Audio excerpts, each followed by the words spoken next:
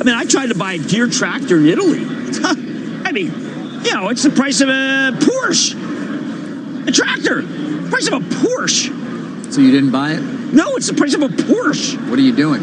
I'm trying to get a used European tractor. Using a tractor. I'm trying to buy a used European tractor. Well, there you go. That's what they were hoping for. Well, they're winning. You can't. Our stuff is so expensive over there. It's frightening. People don't understand what. Shouldn't it be though? Shouldn't it reflect the relative strength of our economy and on planet Earth? But Jay raised rates so quickly because he wanted to cool the economy. Well, how come he's taking his time on the? It's cool. We got a soft landing. We don't want it to be a hard landing. I've had one of those on a U.S. airplane. It is nasty. We don't want that. They foam the runway. They foam the runway. You told us that story. Oh, so I'm sorry that. So you're saying I repeat myself? What do you think? I'm like senile? You think I'm senile? Why is Jerome J, not Jerry? That's really one of the key questions. That's really so relevant. I'm going to just get off the desk and figure that out. Answer that one for me. I'll ask Lissa. See, I knew you'd potentially have a way to get an answer to that. His wife, Lissa Leonard, fabulous person. Really one of the great people I've ever met. Interesting reports out of the FT today that PayPal is on the verge of quitting Libra. We've talked a little bit this week about this. You know, I think that Dan Schulman, Dan Schulman's doing really well in China. Dan Schulman is a remarkable guy. Libra's hard, but the main thing there was David Marcus is from PayPal, the guy who runs it. So that's a very interesting defection. I want to see what Visa and MasterCard do. I've always felt that you should have the right to have a Libra if you're in another country, because I would build a basket at Goldman Sachs that would be like Libra. But it's not what people are talking about right now. Right? No. One thing we haven't talked about recently in the private market coverage part of our day is WeWork. How's those bonds doing? It does involve as well public companies, namely Goldman Sachs and JP Morgan, who are trying to figure out their way out of a bad situation. Goldman Law? Well, no, but they were the key advisors on the IPO. It didn't go very well. I don't know if you heard. No, Suboptimal, to use a phrase a buddy of mine likes to use. Situation. But now they're trying to, as you might expect, raise them some more money because they need it. Well, David, what do you have? 11% bonds. I mean, don't you just think you can buy them and get a couple of coupons? Yeah, maybe. But if you're JPM and Goldman Sachs, you're going to need to do some sort of fairly large financing. You'll get yourself backed by assets at the top of the stack of some kind, and then you'll try and restructure. Lay off 25%? Maybe get a boatload of warrants to go along with that. We'll see. But we got to keep following this story because it's not over. What did it turn out to be? A bad real estate company, dude? I don't know how you would describe it. It's an aberration. It's just really, I don't know. Well, then there's the Reuters piece that Moss is having a hard time raising money for the second vision. Yeah, well, we pointed out the 10.5 roughly billion in WeWork that obviously is not worth anywhere near what they put in at this point. The Uber valuation, a number of things. Now, by the way, they've had some successes in the Vision Fund 1. They're not in Jewel. They're not in Jewel. Vision Fund 1. But Saudi Arabia wasn't in there. They weren't in there. Two of the largest investors in Vision Fund 1 have not yet committed to Vision Fund 2, even though in the press it was reported that they already potentially had circled a very large number. So that remains. So Middle East money's pulling away there? I don't know if it's pulling away, but they're key backers in Vision Fund. Remember, the Saudis are in for $45 billion, $27 billion of which is that preferred that pays 7%. But that was a big part of the 100. Right. So you need them to be in number 2 if you're SoftBank. As for Jewel, guys, I know there's some press there too about a markdown from the hedge fund, but I'm hearing it's even lower than that. I mean, this was 300 is where it was trading in the secondary market not that long ago, and now I'm hearing you can start to see real action somewhere between 75 and 125 in terms of where people will sell. Really? Wow. We don't have a chart. It's not a public company. There's Altria, which obviously owns a good slug of Jewel, bought it at a $38 billion valuation. They created their own market. I mean, what is that about? 35% stake. Create your own valuation and be wrong. I mean, it's like the WeWork valuation. I mean, you can't create your own valuation. The market's not. It doesn't work like that. No. It doesn't work like that. The FDA is creating the Jewel, and FTC, they're creating the valuation. Well, Jewel's been, cut by 2/3 potentially. Maybe it's not done. That might not be. How about the Airbnb? Can we just say no to that deal? Why would you say no? Because we don't have any money. The market doesn't have enough money to do it. They should not come public. This is a terrible time to come public. Well, I don't think even a direct listing. You don't mind? No, they just they'll. Yeah, they're no, not. that's They're a different cat, man. They're making some money, aren't they? If they're making money, why are they coming public in such a horrible market where everything's getting destroyed? That's just coming public. Why would they do that? Why wouldn't you wait? Why this market? You're desperate if you come public in this market. It's horrible for IPOs. Horrible. Navarro's on CNN this morning. Says the jobs number should not deter the Fed from lowering rates. To your point earlier, Jim says the dollar's overvalued. Oh, he says the dollar. He's why he thinks the dollar's overvalued, does he? I like that, dude. Dudley announces he will retire in 2020. You do. Yeah. What are you hearing about bankruptcy lawyers and WeWork? Anything? No. Not me either. No. Okay. A little early. Early days. Yeah. Well, Barron's has a piece up this morning saying it's time to worry about triple Bs again.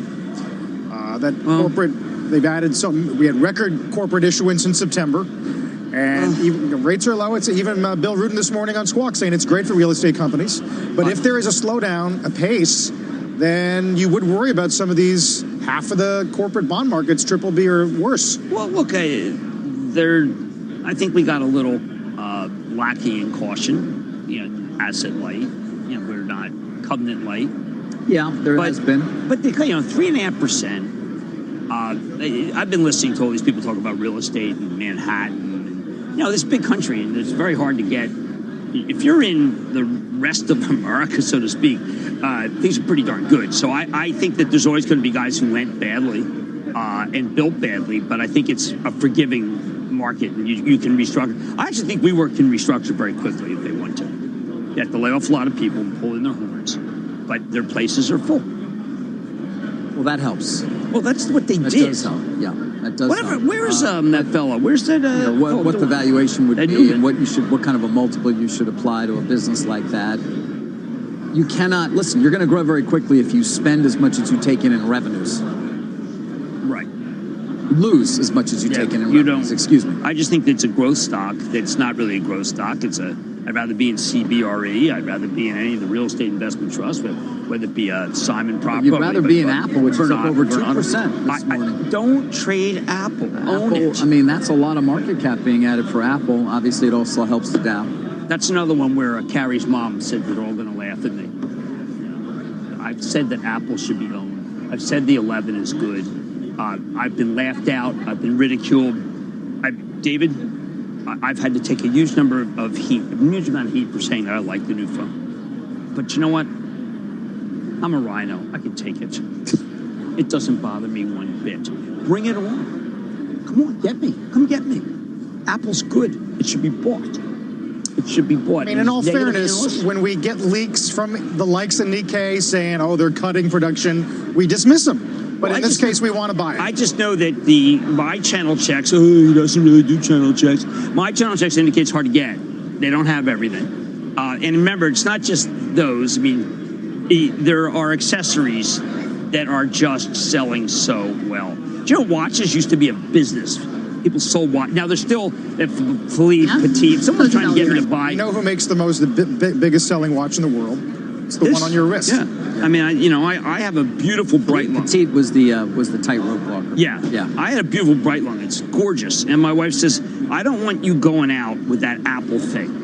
And I said, well, no, it's the Apple thing. I talked to her on the phone. It's it's like Maxwell Smart. That's what it's Dick Tracy. Yeah, it is. Hey, I use it constantly. I love it. But then again, I guess I'm a house man for Apple. You can't get them. You can't get the cone of silence, though. Doesn't bring that down. Flat. Or the shoe phone. Yeah. The shoe phone was done. But this is better than a shoe phone. Did you like Agent 99? Say again? Did you like Agent? Yeah, sure. How about Agent 99? Really? You like that much? My father and I both like Agent 99. Twinkle in his eye. Maybe I Dream of Jeannie a little bit more, Barbara Eden. No, not at all. No? No. Marianne. Come on. Ginger. Elizabeth Montgomery. Come on. The captain. Oh, jeez. The professor and his wife? The movie star. Guys, we're back to 29-24. Let's get to Bob Pisani. Bob? Nice start to the day, and a lot of concerns about recessions, I think, alleviated a little bit by that jobs report. Let's take a look at the sectors, what's moving here. And again, that nice little move up with different sectors here, generally positive here. Banks just went negative, but industrials, retail, semis, energy, all flattish, let's call it right now. If you take a look at what's been going on the week, we have this strange amalgam of growth sectors like semiconductors continuing to do well, and defensive groups like consumer staples. This is an odd combination, you know, utilities and semis, consumer staples and semis doing well. But a lot of groups have not had a good week, even with the numbers today. Energy's down, for example. Banks have not had a good week. They're generally down 3.5%. Industrials also down 3%. So generally, cyclicals still very much on the weak side. What about this jobs report? So what's it done for the narrative overall? I think there's 2 points you can make about it. First, I think it's fair to say it's cooled but not eliminated some of the recession narrative that's out there. Let's face it, we were all primed for a negative number or a lousy number below 100,000, the street was. I think it's cooled some of that. Did it cool the Fed's rate cut narrative? I don't think so. I don't think the numbers was really strong enough to really cool that narrative down. That's the problem here. It was okay, but not strong enough to blow away completely that recession narrative. So let's call it right in the middle here. 75% chance of a Fed cut now was 90% yesterday for the month of October. So where is the consumer? We talked about this yesterday. Job growth strong but slowing. Wage growth steadily improving, a little below expectations on this month. Retail sales still strong. Talk to the CEO of MasterCard or Visa. They talk about the consumer being very strong. Their revenues keep going over at MasterCard. It's been a great year for them and a great year for Visa. So the consumer is still strong. Where are we? What's going to move the markets next week? It's the trade deal. So the representatives are coming in from Washington, from China. Next week, the China delegation will be in town. I think it's fair to say the expectations are pretty low on this one here, but I think there's a lot more urgency due to the weaker data that we've seen. So maybe we will get some kind of movement here overall. After that, of course, it's all on earnings, and we're going to get some of the more important companies within the next 2 weeks. So JP Morgan, Johnson & Johnson, Wells Fargo on the 15th, IBM on the 16th, and then my favorite, the deep cyclicals, the Honeywells and the Textrons. That'll be October 17th. So in the next 2 weeks, we're going to get much clearer information on the pace of trade negotiations as well as earnings commentary for the fourth quarter, and that's going to set the scene for the rest of the quarter. Carl, back to you. Obviously, huge story today in the bond markets. Rick Santelli's at the CME in Chicago. Good morning, Rick. Good morning, Carl. Boy, these just big drops on the week. It's unbelievable. Now, keep in mind, yesterday we added a new cycle low close to Tuesday. Took out their 143. We're still below that now. So you can see we settled at what, 163 last week. So we're down well over 20 basis points in twos. We settled at 168 in tens that are at 153. These are really big drops. Look at a 1 week of twos. And note on the next chart, September 2017 is when we comped yesterday's new fresh cycle low yield close. And if we look at a 1 week of tens, the same dynamic in place. You open it up, you can see July 2016 is when we comped the 9.3. September 3rd, when we're at 146. There's cycle low. So there is a little bit of cushion there. And do also remember, 146 is awfully close to 136, which is the all-time low yield closes with an S for tens because it happened not once but twice. July of 12 and July of 16. Dollar index. I hear a lot of talk about the dollar index from Jim, and I hear it from the administration. They, of course, want a weaker dollar. They just want to play the manipulative game. You know why they're mad about the dollar being higher than it should? Because they're mad that other countries have now manipulated them. Is that what it really has come down to? The dollar is a good, strong dollar, and I remember a time when Larry Kudlow said that was a good thing. Look at a 1 week of the dollar index. It certainly has drifted a bit, but let's put it in proper context. We're not far under 99, and the high closes just shy of 99.40, so we are still very much in striking distance of what was established, as you see on the August 1st chart of the dollar index cycle high. Carl, Jim, David, back to you. All right, Rick, thank you very much. Views on wealth and capitalism from two of the biggest players in technology. You'll start with Mark Zuckerberg. Yesterday at a live-streamed Q&A session with Facebook employees, he responded to Senator Bernie Sanders' comment that billionaires should not exist. I understand where he's coming from. I don't know if I have like an exact threshold on what amount of money someone should have. But look, I mean, at some level, no one deserves to have that much money. All right, then listen to what Salesforce Mark Benioff had to say about capitalism at yesterday's TechCrunch Disrupt Summit. I really strongly believe that capitalism as we know it is dead, that we're going to see a new kind of capitalism. And that new kind of capitalism that's going to emerge is not the Milton Friedman capitalism that it's just about making money. Right. And if your orientation is just about making money, I don't think you're going to hang out very long as a CEO or a founder of a company. You have to be more than that in today's world. You certainly have to be more than that in San Francisco. And that's you because you need certainly that have to be more than employee, that in our tech industry as well. If you want to know more about what Mark says, read Trailblazer because it has it laid out. It's really good. I suggest that everybody go listen to Mark Zuckerberg's town meeting yesterday. It was really extraordinary. They're now open, and the next line was, and that's why I'm giving all my stock away. And I think we got to give him credit for that. So he's giving all his Facebook stock. I think Benioff, in particular, though, is hitting on something even bigger than just this idea of how much money you have, which is this change that we're starting to see in the capital markets in a more significant way, or certainly when it comes to investing. We say ESG, we keep using these initials, but what we are talking about is a change in the way that those who make decisions about how to allocate capital are looking at the opportunities available to them and taking into account things that are beyond what might have typically been the case. This is happening. What the impact is going to be is still hard to say, but it is not lip service anymore. No, and Mark talks about one of the most important stakeholders is the earth, which is fantastic. Look at BP today. BP announced a new CEO. People are talking about him as a millennial. The millennials might like. Millennials don't like the fossil fuels. This new CEO is very involved with trying to have a lower carbon footprint. He's an oil company, for heaven's sake. Mark's stuff is extraordinary. Again, I mean, I think Zuckerberg he was baited about Elizabeth Warren. He didn't take the bait. He knows that these are big issues. Zuckerberg did respond to Warren. Take a listen to this. And my question is around Elizabeth Warren and her statements of wanting to break up big tech companies. You've made some statements about her in the past, and how are you going to stay impartial to what she continues to say about Facebook and still using our platform? All right. Well, gosh, let's try not to antagonize her further. Comes on a week where Sanders, his health is in question. Yes, and the president's approach to the inquiry has, some say, undermined Biden. Well, the president tends to make it so that you're really confused about who's good and who's bad. He's pretty great at that. He has the podium. I mean, everybody wants him on their shows, and that's very powerful. I think that Zuckerberg was asked also about where the narrative is. Are they too leftist at Facebook? He's trying not to be that, and they obviously want to try to be neutral.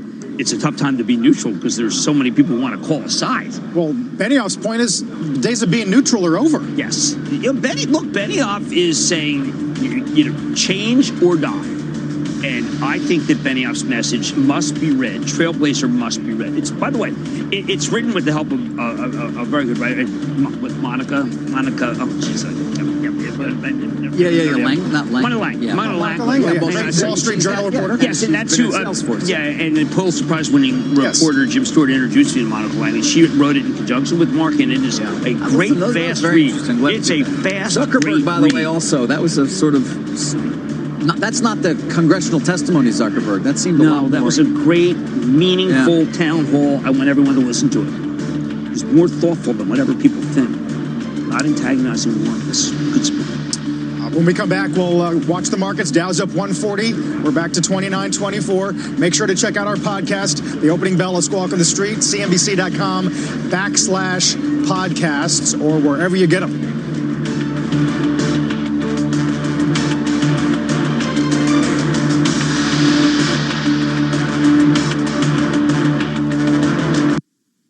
The Bond Report is... At Argos, save 25% off homewares across thousands of lines. Our autumn-winter home and furniture collection is here. So stylish, you can wear it. With Argos, you're good to go. Offer ends 8th of October. Conditions apply. Subject to availability, selected lines. We spoke to Nigel and Paulette from Lincoln about BT's Complete Wi-Fi. The boys' bedrooms are both in the attic. They do a lot of gaming, they do a lot of streaming. Yeah. They get the same strength of signal now in the attic that we get downstairs. It was always dropping out, and we don't have that now. The children still get frustrated when they lose at things, but that's completely different. Nigel, Paulette and the boys are 4 more happy BT customers with complete Wi-Fi that guarantees a Wi-Fi signal in every room. Up to 3 discs to guarantee Wi-Fi or £20 off your bill. Terms apply. You're listening to TuneIn, where you can hear all the audio you love in one place. Live NFL games, the hottest music, breaking news, and podcasts. Push play and go about your day, only on TuneIn. College football is live on TuneIn. Listen for free to games from more than 140 schools all season long. To the 10, all the way to the checkerboards, but he stays on his feet and scores. What's happening in college football this week, this Saturday? The scoreboard will be working overtime as Sam Ehlinger brings his vaunted Texas Longhorns passing attack to West Virginia for a Big 12 conference matchup against the Mountaineers. The action starts at 3:30 p.m. Eastern. Just search college to listen today. In the dictionary, a podcast is this: a digital audio file made available on the internet, typically as a series, of which new installments can be received by subscribers automatically. But on TuneIn, a podcast is this. I'm Rachel Martin with David Green, and this is Up First from NPR News. And it's defined like this. Ladies and gentlemen, welcome to the show. From news, sports, to pop culture, comedy, and beyond, define your own podcast possibilities on TuneIn. Catch the latest news as it happens with MSNBC on TuneIn. From American politics to global events, when breaking news hits, you'll never miss a moment again. Search MSNBC on TuneIn to hear the latest. Couldn't. Here's a swing and a drive deep to right field. Looking up. Goodbye, baseball. Between game-winning shots and walk-off homers, follow TuneIn on social media to discover the latest and greatest in live sports. With the 24th pick in the 2019 NFL Draft. From live reminders that the biggest MLB games are on the air, to recommendations of the best new sports talk shows and podcasts. He's going to be fine. He's going to be good right away in 3 years. Follow at TuneIn on Facebook, Twitter, and Instagram to get the most out of TuneIn. All right, amid all the volatility this week, which S&Pers have done the worst? Probably not a surprise. E-Trade Schwab leading the list as they zero commissions just took over that industry. Back in a minute. Each day, our planet awakens. NFL fans, the action continues this weekend on TuneIn Premium. This Sunday, TuneIn has every NFL football game starting with the Bills at the Titans at 1 o'clock p.m. Eastern and closing out Sunday night with the Colts at the Chiefs at 8:20 p.m. Eastern. Right up the middle. Trying to touchdown. dive, touchdown! At home or on the go, hear the home and away call of every NFL game this season on TuneIn Premium. He breaks 3 down to the 5. He's in. Touchdown! Upgrade today. Deep left center field. A grand slam! October baseball is here, and TuneIn Premium is your ticket to the 2019 MLB postseason. Featuring the home and away feeds for every game, TuneIn Premium delivers every call of the ALCS, NLCS, and the 2019 World Series through the voices of the local radio broadcast teams. In the air, left field and deep. He's at the wall. Now until a new champion is crowned, hear every play of the 2019 MLB postseason live on TuneIn Premium. Upgrade today.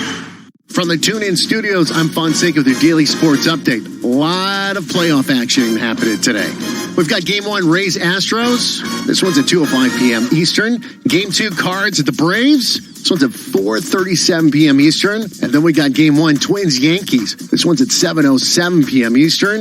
And then we've got Game 2, Nationals-Dodgers, 9:37 p.m. Eastern. If you want to catch all these games and find them, search MLB so you don't miss a moment of the action. That's your TuneIn Sports Update. Ignoring the long-term erosion of your wealth from inflation, or trying to time the market. And if you're retired or close to being, you may not have enough time to recover. So use your noodle and call for our free guide. 13 retirement investment blunders to avoid explains how even the most well-intentioned people may stumble on the road to retirement. With errors like working with an advisor who may not be a fiduciary, or getting stuck with annuities, or with mutual funds that have nosebleed level fees. Fisher Investments has helped thousands of people avoid regrets and achieve a comfortable retirement. Call 1-800-353-5566 for your free guide. And as a bonus, we'll send you our stock market outlook, a timely assessment on where the market goes from here, also free. If you have $500,000 or more to invest, you could achieve your investment goals without becoming your own worst enemy. Call 1-800-353-5566. A new season, new surroundings, and a #1 overall makes his Wednesday night hockey debut. Devils, Flyers, 7:30 Eastern on NBCSN. This is Kate. Hey. She takes 2 prescriptions. Kate's son Jack takes 1 too. Kate works hard and thought she had good insurance, but she still pays too much. That's no good. So Kate downloaded the GoodRx app. Now she can compare prescription prices to find the best discounts. She even beats her insurance price. Good for you, Kate. Good for you. GoodRx. Stop paying too much for your prescriptions. Download the free app today. Is your credit card debt stressing you out? Take control. A personal loan could help you crush high interest rates and reduce your monthly payments so you can get out of debt faster and save money. Whether you're a credit stud or a credit starter, at Credible.com, we help you find great rates from multiple lenders. In 3 minutes, get actual pre-qualified rates. Have the money you need as quickly as tomorrow and start living your life. Visit Credible.com to see how much you could save. Jim, what's on Matt We're tonight? going to do some not as bad as forecast stocks like Pepsi, JP Morgan, American Express, Abbott, Merck, Starbucks, and Facebook. And we have Katrina Lake. We have Stitch Fix. I think the stock is radically undervalued, but people don't want growth right now. They want earnings. They want Clorox. They don't want Stitch Fix. Everybody have a great weekend. Jim, great weekend. We'll see you tonight. Mad Money, 6 p.m. Eastern. Dow's up 151. There's golf. And there's the golf lifestyle. Shop with Golf has everything you need to go from the drinks to the links to the boardwalk and the boardroom. This is the sweet spot for the moments you love and the looks you'll love even more. Because golf's more than a game. It's a lifestyle. Live the lifestyle at shopwithgolf.com. We use Angie's List because we can always find great local pros. For any type of home project. I use Angie's List because it's free. Free to read reviews. Check their ratings. They can even match my project to qualified pros. Go to angieslist.com today. Some things are hard, like being a rookie mascot on a losing team that takes it out on you. Hey, go Lions! Luckily, some things are easy, like getting life insurance from Ethos. With Ethos, you get a 10-minute online application that respects your time, a price that considers your budget, and a policy that fits your life. Protecting your loved ones has never been easier with Ethos. Start your 10-minute application now at ethoslife.com. Guys, it's not if you win or lose, it's how you... Ethos, affordable term life insurance built with you in mind. Technology has revolutionized the real estate industry. So why is it still so expensive to sell a home? At Ideal Agent, we believe there's a better way to sell your home by using the best real estate agents while saving thousands in commissions. Ideal Agent connects home sellers with top-rated agents nationwide for as little as 2% commission. Sell your home hassle-free in the shortest amount of time for top dollar. See for yourself why home sellers give Ideal Agent a 5-star rating. Call us today or visit idealagent.com. When my business started offering online purchases, orders took off. But we didn't have enough cash flow to sustain our inventory. Thankfully, we found Bluevine. Within hours, I was approved for a $75,000. Bluevine's line of credit is better than a typical business loan. I have access to cash on demand, and I only pay for... Come and apply now.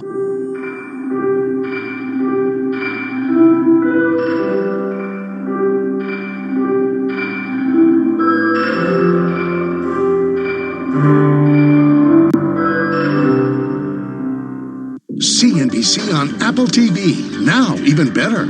Watch Business News live with a daily free preview. Plus, access market updates, exclusive features, and your favorite primetime shows. Discover the new CNBC app on Apple TV.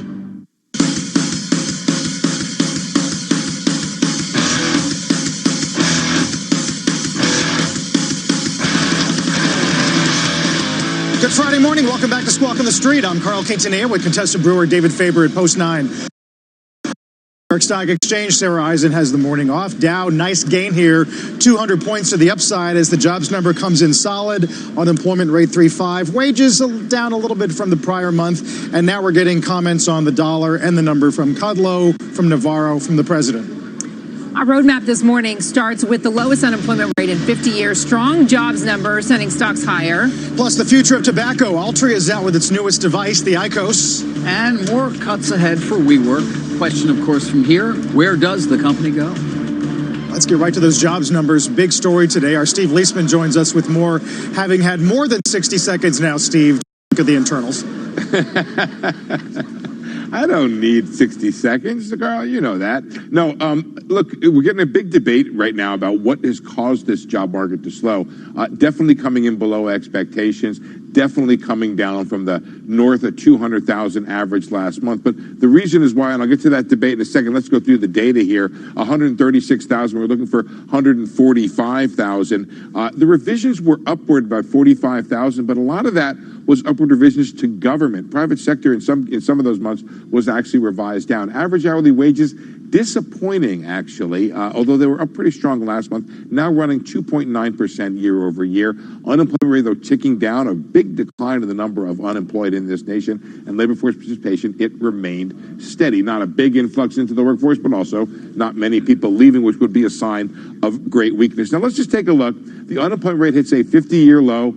We don't get to look at a 50-year chart of the unemployment rate, so let's just bask in this for a second. Down to 3.5%. We have not been there since 1969, actually. Okay, we've taken that moment. We can move on now, and let's take a look where the jobs were or where they are. There's government, a big chunk, 22,000 government jobs added, a lot of that being from the census. That's going to keep going up over the next couple months. But look at leisure, hospitality, and temporary help. Those are pretty much signs of good economies when those two sectors do well. Manufacturing, however, we know what's going on there, and retail trade down 11,000. We don't know if that's perhaps one of the two reasons why the job market's slowing. Maybe because they can't find workers. That's what at least some of the economists are telling me. Now, let me read you two different ideas that are out there about why this job market is slowing. The first one deals with the trade war and a weakening economy. Pantheon says it's as good as it's likely to get until the trade war is resolved. Leading indicators which warn clearly of the slowdown in job growth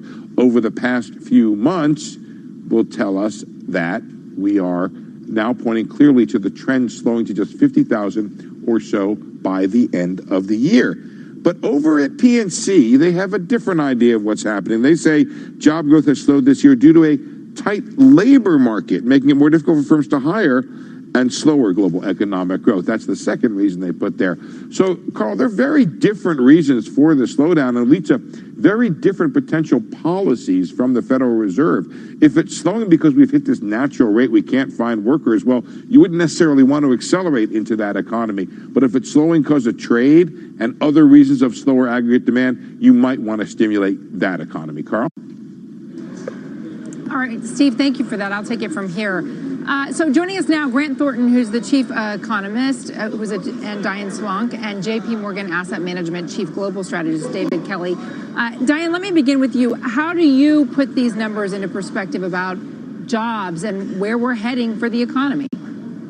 Well, we have seen a significant slowdown over the last year, and I think the weakness is more related to trade and also some of the softness we saw in spending on services over the summer. People pulled back, actually, on the discretionary spending on accommodation and food in August in response to concerns about the trade war. That negative news effect is much larger than it once was, even though consumers are still on very solid footing. And I think that's what you're also seeing in the slowdown in leisure and hospitality hires. That slowed down quite dramatically over the last year. Retail, we know that's a restructuring story, and the manufacturing sector, of course, is related to trade. So I do think we're seeing some of this more of a weakness, although there are parts of the economy where you literally can't find workers. Transportation and warehousing is one of those. At that last mile of delivery is where they're having the hardest time finding workers. They did hire up this month, and that is where wages had been accelerating. The deceleration in wages are in information technology. That's things like Google and wireless,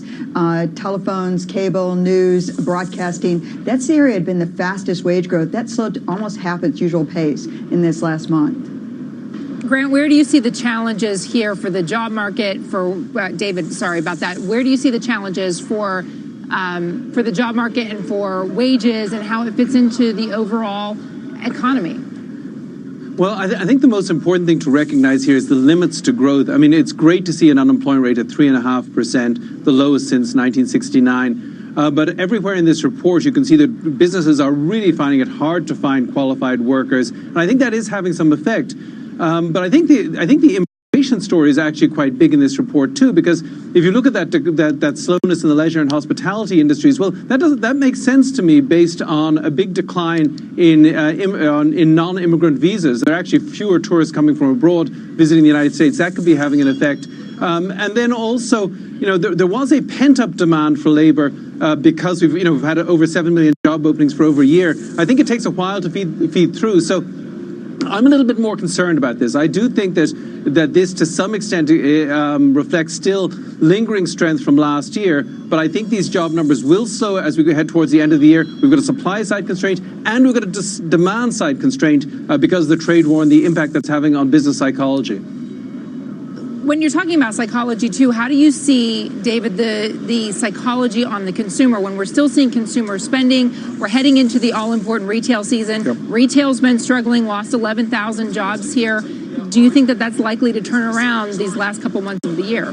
I don't think that job losses in retail will turn around because it's just this huge mix shift towards online. But I think that'll stay strong. What happens is when consumer confidence falls, I've never seen consumer spending really pull back. What really happens is that businesses become more cautious and they slow down on hiring. So I'm going to be looking at next week's JOLTS report very carefully to see is that inventory of job openings beginning to come down? Are businesses being a little bit more careful about hiring? Because to me, that is a real warning sign of an economic slowdown. Is when businesses get scared. I never think American consumers are going to get scared. They're the toughest consumers in the world. When the going gets tough, Americans go shopping. So that's not the thing that I worry about. Yeah, Diane, people are now saying we got to watch JOLTS, we got to watch claims, but how are we going to separate things like the GM strike from those high-frequency numbers?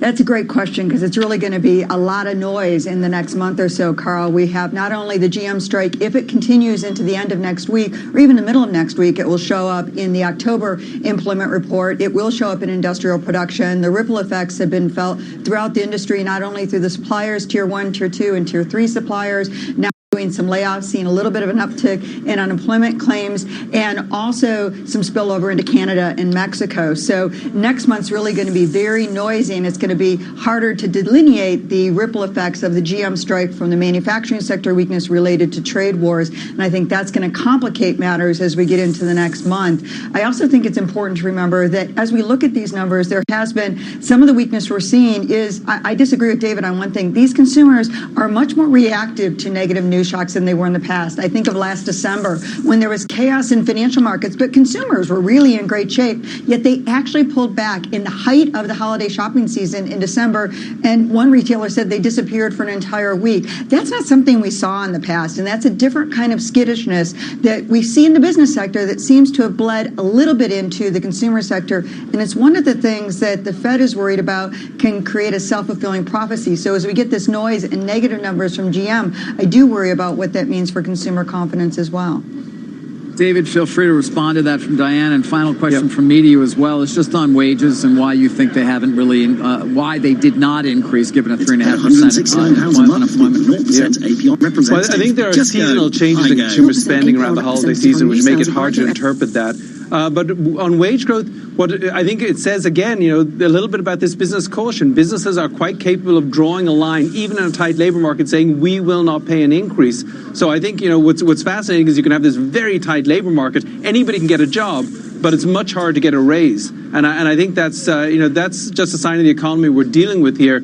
But we'll be watching all of this carefully. Whether it's consumer spending or business hiring, either way, I think there is trouble ahead if we don't see more confidence and more certainty around the trade outlook and the overall economic outlook. On that, we both agree. Diane, David, thank you both for joining us. Appreciate that. Thanks. Well, there has been a lot of talk about a manufacturing slowdown, but there might be a more pressing challenge, and that would be a shortage of workers, something Mr. Kelly was just referring to. Kate Rogers is live in Newberry, South Carolina. She's got more on that story. Kate. Hi, David. Good morning. The National Association of Manufacturers says there's currently more than 500,000 open jobs in this sector. Through 2028, an additional 4.6 million jobs will need to be filled, but half of them may go unfilled due to an ongoing labor shortage and skills gap within the sector. That's why manufacturers like Samsung, where we're live this morning, are actively recruiting talent. The plant opened about 2 years ago. Currently, 800 employees work here. The company will need an additional 200 or so manufacturing workers in the next 2 years in order to keep up with demand for its washing machines. So far, tariffs are not impacting their business plans or hiring because they're taking a longer-term view. Yeah, so tariffs certainly can have an impact in the short term, but for an investment like this where it's running up towards $500 million investment here in South Carolina, we have to take a very long-term view at that, and that's driven by things like demand for our products, access to a great workforce like we have here. Samsung is recruiting at nearby trade schools, colleges, and working with veterans groups to find suitable candidates. Pay here will begin at about $13 an hour, but can reach about $45,000 a year for those in supervisory roles, with some room for growth and benefits that include tuition reimbursement, medical and dental, and 401k plans. And today they're doing something a bit different with recruiting. It's National Manufacturing Day, so they're hosting tours of students in both middle and high school. They're opening up their doors, as are other manufacturers around the country, to show younger generations what it's actually like to do this job. It's a bit more high-tech than they might have envisioned. You know, you're not leaving here dirty at the end of the day. These are cleaner, newer, higher-tech manufacturing jobs. So it'll be interesting to see what the kids have to say later in the day, guys. Back over to you. That's a great story, Kate. An important one given everything we're talking about today. Our Kate Rogers watching Samsung and manufacturing. When we come back, don't miss an exclusive with Goldman's chief economist, Jan Hatzius. We'll get his take on this 50-year low in the unemployment rate. Obviously, wages, the dollar, what the Fed's going to do next. Plus, are thousands of layoffs really coming to WeWork? We'll have details on that developing story when Squawk on the Street continues. Dow's up 155.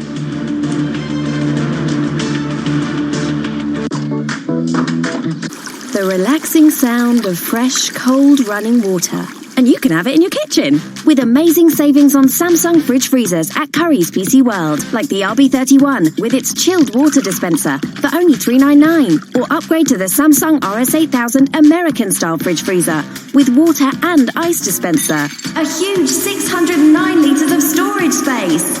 At just $1,049. How relaxing. At Currys PC World. Energy rating A+. T's and C's apply. No one wants to get caught in the cold in London. We're with you. So our boilers come with 2 years interest-free credit to avoid a big chill to your wallet. You'll get a 5-year British Gas warranty. And now we can even quote by video call after work or weekends at a time that suits you. Get a quote by the 30th of November and get £150 off a new boiler or £450 off for existing home care customers. Search British Gas New Boiler. Conditions apply. Couldn't. Here's a swing and a drive deep to right field. Looking up. Goodbye, baseball. Between game-winning shots and walk-off homers, follow TuneIn on social media to discover the latest and greatest in live sports. With the 24th pick in the 2019 NFL Draft. From live reminders that the biggest MLB games are on the air, to recommendations of the best new sports talk shows and podcasts. He's going to be fine. He's going to be good right away in 3 years. Follow at TuneIn on Facebook, Twitter, and Instagram to get the most out of TuneIn. You can call it a gut check for billionaires. Two big players in the technology world had some surprising thoughts on making money. Take this comment from Salesforce founder and CEO Mark Benioff at a TechCrunch Disrupt event yesterday. I really strongly believe that capitalism as we know it is dead. That we're going to see a new kind of capitalism. Mm-hmm. And that new kind of capitalism that's going to emerge is not the Milton Friedman capitalism that it's just about making money. Right. And if your orientation is just about making money, I don't think you're going to hang out very long as a CEO or a founder of a company. You have to be more than that in today's world. You certainly have to be more than that in San Francisco. And that's because you certainly have to be more than right? that in our tech industry as well. Then we have Facebook's Mark Zuckerberg from a Q&A with employees yesterday. Here he is responding to recent comments from Senator Bernie Sanders saying that billionaires should not exist. I understand where he's coming from. I don't know if I have like an exact threshold on what amount of money someone should have. But look, I mean, at some level, no one deserves to have that much money. Joining us now here at Post 9, Pulitzer Prize-winning New York Times columnist, a CNBC contributor, Jim Stewart. You agree nobody deserves to have that much money, Jim? Well, can I just say the obvious here? These are two people who are already billionaires. I think it's very easy once you have these fortunes, when that ship has sailed, to say, okay, let's close the gates behind us, and so nobody else should ever have this kind of money. It's why it's so easy for all of us who are not billionaires to say, oh, let's take some of that billionaire money away. Right. They don't deserve it. But I think the real question is what kind of incentives do we want for the future people like Zuckerberg and Benioff? I mean, they both created huge major companies, and as a result, they made a lot of money. They were incentivized to do that in part because there was a huge pot of gold at the end of that rainbow if they succeeded. And by the way, for all of those who did succeed, there are countless people who did not, who do not have billions or maybe anything for the risk-taking. We need incentives, and that's what creates economic growth, employment, and economic well-being. Do you think any of this is just though token talk? It's like, listen, we've got all of these Democratic nominees to be the president talking about how wealth is bad and how the corporate tax cuts are hurting the American workers and on down the line. Is this just something to appease the masses? Well, I don't know. There's no question that it's the current political climate, not just the Democrats, but a lot of commentators and people have sort of teed up this whole issue. What is the nature of capitalism? Should people be rich? How rich should they be? Which I think, by the way, that's a healthy debate.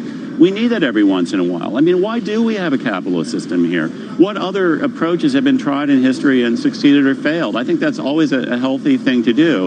But I do think there's a lot of lip service right now. And as I've said here before, why do we want to strip people of their wealth when we already have a supposedly progressive tax code that is not fair, is not efficient, is not working, and it could be drastically improved without having to confiscate people's accumulated wealth? There are two different things here, though, we should point out. I mean, Benioff and Zuckerberg. Benioff is also talking about changes in the way investors think about how they want their capital allocated, ESG, which we talk about. And in that way, Jim, I think there is something real going on. And you may be writing about it at some point in the future. Right. And he is referring in part to that, I think, as well, beyond just this idea of great wealth and what happens to it. Well, I think, yes, he's making some interesting points here, although I think he's overstating a little bit. I mean, capitalism, throughout its history, there has always been a pendulum going back and forth between how much of the incentive should go purely to the owners of productive assets and how much to various other layers of the economic system. And I do agree with Benioff that somebody whose sole goal in life is to make money is at high risk of failure. But I don't think that's new. I mean, throughout my career, I've seen the people, most of them, who do the best, do it not because they want to make money, but because they passionately want to do something else that just happens to bring the money along with it. It's not like they're completely divorced, but there may be a few people who go into hedge funds or something who have no goal in life except to cash in as fast. Okay. I'm not saying, everybody fits into that category, but even that, look, there are a few people may make out like bandits on there, but then the system kind of corrects itself. Well, it took about 20 years. I think the enduring fortunes, for the most part, have come from people who have contributed, have really built something. And, I mean, Facebook is a phenomenon. Now, is there luck involved? Yes. Should anyone be as rich as that? Maybe not. But that's kind of an abstract question that, to me, it's a mistake to look at one billionaire or two billionaires. What we need to look at is the overall system and the incentives in place to encourage other people to take risks, to invent, to create new jobs, to create products that we all want to use, and to make it a better world. Well, there is that, and then there's the inequality argument, which is starting to work its way into the presidential campaign. Speaking of which, presidential candidate Elizabeth Warren ramping up efforts on her wealth tax plan. For that, we're going to listen quickly to Robert Frank. Robert? Carl, well, they are the two words that could reshape the elections and the economy. A 2-cent tax. You got to pitch in 2 cents. A 2-cent wealth tax.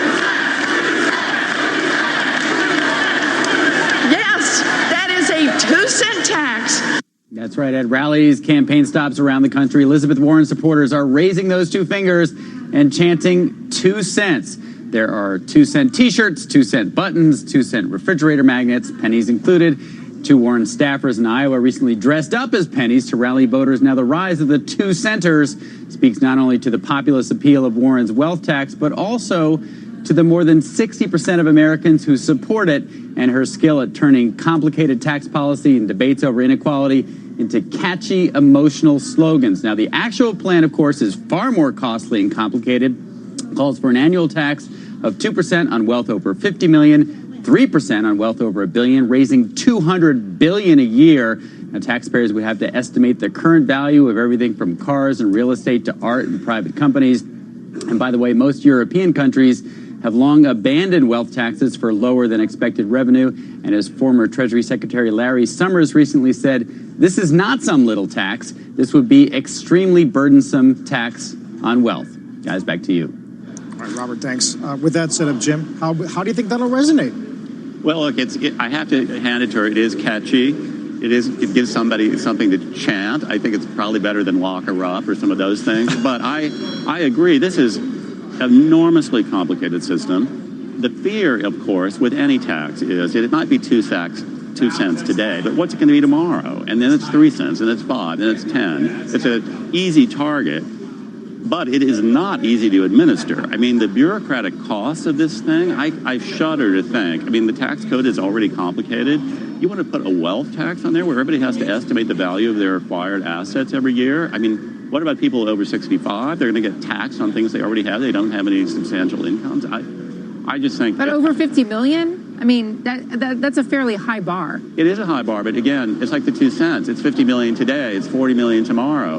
And why stop there? You know, what's magic about 49 as opposed to 50? They're all rich if you don't have that kind of money. Well, so we deal with that now in tax structure, right? You made just enough to be included in this bracket or not that bracket. So the lines will be drawn somewhere. Well, they have to be drawn somewhere. But the question is, this is a whole new structure. This is a quote-unquote wealth tax. It's based not on earnings, but on accumulated wealth.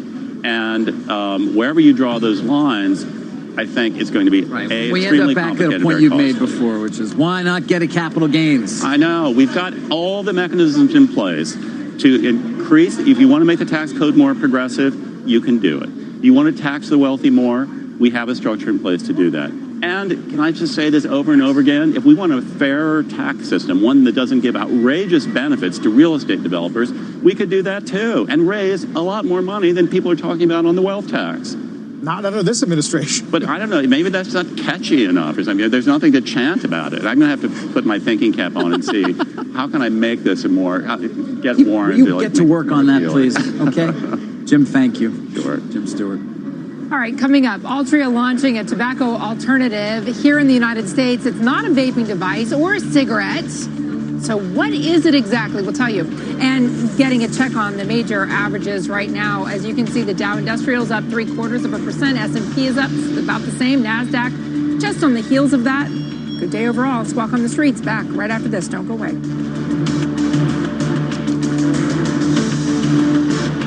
Flight number 417 has been delayed. You should be mad at her. Jamie Theakston and Amanda Holden. Hot breakfast. Tom Hanks is our special guest. You're either being punished or rewarded. I'll let you decide. I did do a whole show of grease on my front lawn when I was a kid. We charged everyone 10p. We raised a fiver and I gave it to Bishop's Waltham Gymnastics Club towards a new crash mat. Do they get the crash mat? I mean, it took a couple more years, but yeah. It does happen to normal people like you. You've won £20,000. Well done. I love this game.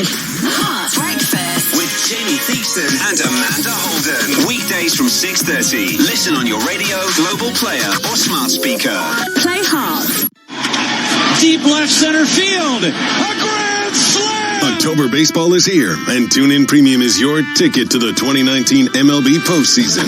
Featuring the home and away feeds for every game, TuneIn Premium delivers every call of the ALCS, NLCS, and the 2019 World Series through the voices of the local radio broadcast teams. In the air, left field and deep. He's at the wall. Now until a new champion is crowned, hear every play of the 2019 MLB postseason live on TuneIn Premium. Upgrade today. This is the Tune In Newsreel with top news stories from today. Pepsi putting the fizz back into the company. Its shares are up thanks to an upbeat third quarter earnings report, which showed better than expected sales and profits. The snack and beverage giant's new chief executive has been ramping up investments in advertising, technology, and supply chains, and it paid off. And Kroger is slashing hundreds of middle management staffers. This is all part of an ongoing leadership evaluation. Hear breaking news as it happens with live around-the-clock coverage from Fox News on TuneIn. TuneIn puts you on the sideline for the 2019 college football season free all year long. With college football on TuneIn, hear the home and away call for more than 140 schools live, regular season matchups and rivalry games, conference championships and bowl games, the college football playoff. The throw, he steps up, he's going deep down the right side. Andrews. You can listen to it all for free. The end zone, touchdown. At home, on campus, or on the road, hear the excitement and pageantry of college football all season long free on TuneIn. Live from the TuneIn Studios, I'm Fonseca with your daily sports update. Major League Baseball action continues. Today we've got the Rays at the Astros. This one's going to be at 2:05 p.m. Eastern. We've had to kind of create some momentum here the last 15 games of the regular season because of the pressure that the A's and the Indians put on us. So we've been on a nice roll here lately. Once again, 2:05 p.m. Eastern, Rays at the Astros, Game 1, right here on TuneIn. That's your TuneIn Sports Update. A lot of people aren't aware that TuneIn lets you listen to the same terrestrial stations that you pick up on your FM AM dial, except you can hear them from anywhere. To see all the stations broadcasting in your area, find the local radio section on the home screen. Keep it local with TuneIn. Now for our ETF spotlight, let's take a look at the strength of the long-term bonds through the TLT, which tracks treasuries with maturities greater than 20 years. It's up about 20% so far this year. And over the past 12 months, the TLT is outperforming the S&P 500 by a wide margin with a gain of more than 27%. Wow, 27%. All right. When we come back right here, more cuts coming. Unemployment hitting a 50-year low. So what is the Fed's next move? Goldman's chief economist, Jan Hatzius, will give us some answers.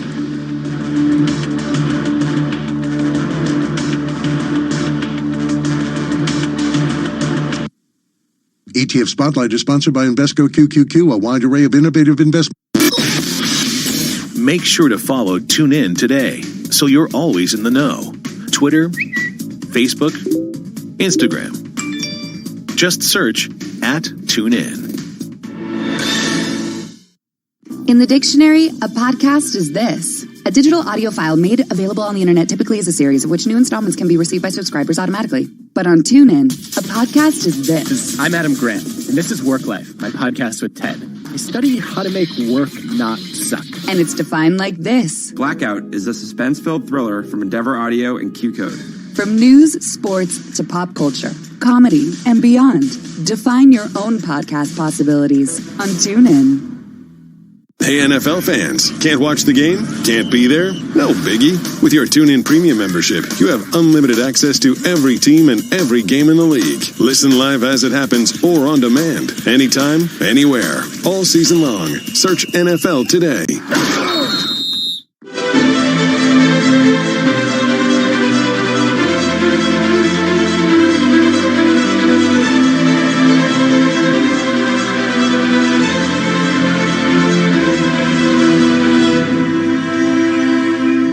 By choosing Policy Genius, we were able to compare many different policies in a very short amount of time. They were able to kind of navigate me to the right policy. My husband and I feel very much at ease now that we know that our family is taken care of.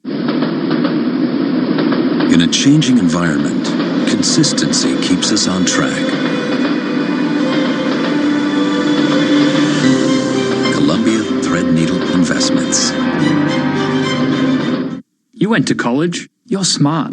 So why are you getting ripped off on your student loans? At Credible.com, we've helped tens of thousands of people save money by refinancing their student loans. In 3 minutes, we'll get you actual rates from multiple lenders. We could save you hundreds of dollars a month by refinancing to a lower rate. Don't get ripped off on your student loans. Let's focus on your future, not your debt. Visit Credible.com and in 3 minutes, see how much you could save.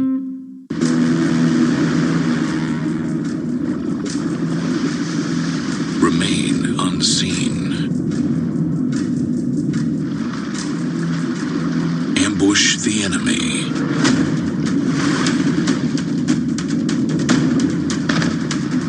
Be ruthless. Visit worldofwarships.com and play for free.